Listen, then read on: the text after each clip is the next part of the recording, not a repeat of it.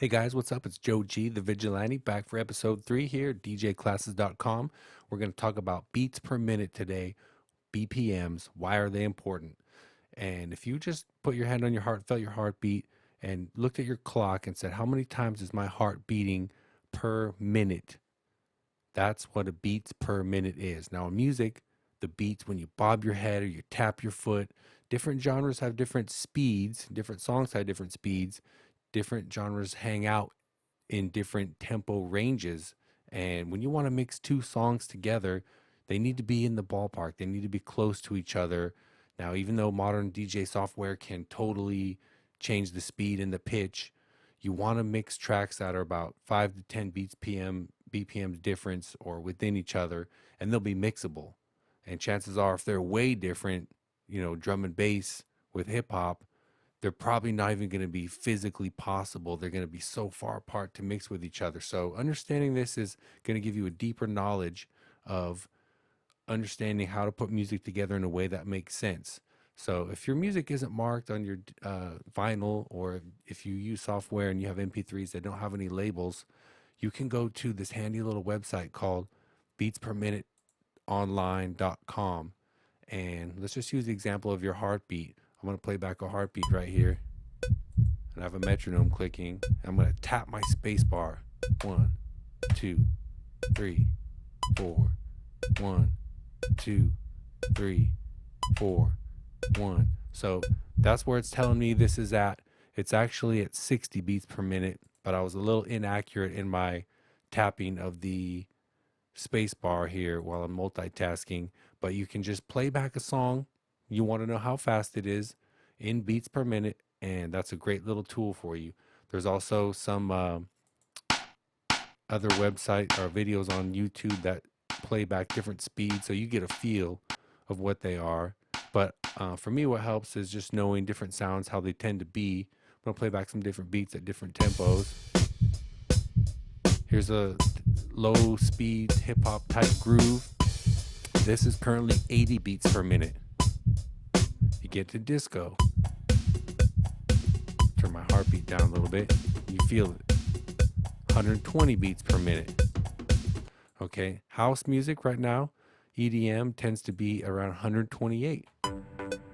You hear my metronome clicking, give you an idea. So that's how we say this song is at this speed or that speed. And if you want to mix something together, they need to be locked in to the exact same speed, or they're going to drift off from each other. So right here, this file, I'm just using production software as a guide. If I played a beat, just a standard house beat with this other track, this music, you hear they're both locked up perfectly to 120 beats per minute. I have this one time shifted a little bit. Actually, no, that my tempo map went and changed over at that time. I have a grid going. So we're at 128. You see both beats. There's beat 3, beat 4. Everything is lining up together. They're playing back together perfectly. But if you were riding the pitch fader on your software or your turntable and you were off a little bit, let's say I just made this loop a little bit slower.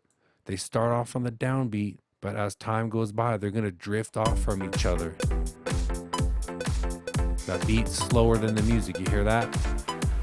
And by 4 bars, they're way off, and it's only a 3 beats per minute difference.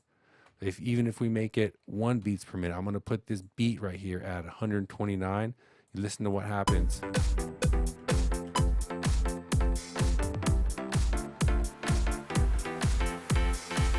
It just starts getting off right away. So having the ear to ride those together and do it manually like an old school DJ, that's true skill. A lot of software will do most of the work for you these days.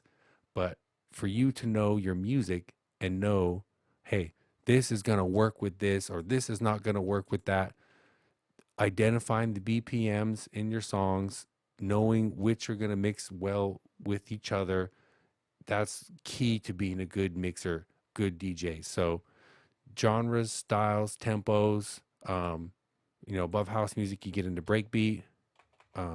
Play back this. Okay, some reggaeton at 100 beats per minute. It's never going to mix with breakbeat. So you got to choose music that will work style wise, but physically tempo wise. They got to be able to go together. So think of the different styles you listen to, what works well with others, what won't. And that's the beginning of your journey to understanding mixing is beats per minute. So thanks for watching. Give this video a like and a thumbs up and subscribe to the channel and go to djclasses.com for more free DJ tips. See you guys next time.